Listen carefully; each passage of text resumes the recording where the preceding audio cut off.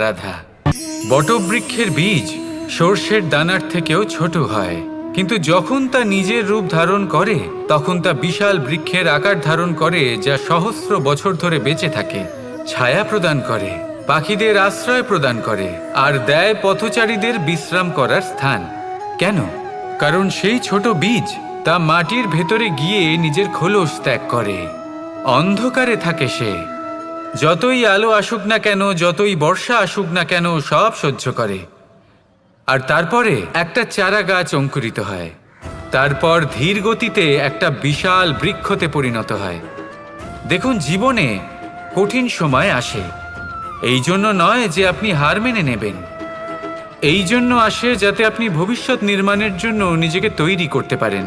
যদি কঠিন সময়ে আপনি ওই বীজের মতো দৃঢ় হয়ে থাকতে পারেন, তাহলে আপনিও একদিন সেই বিশাল বৃক্ষের মতো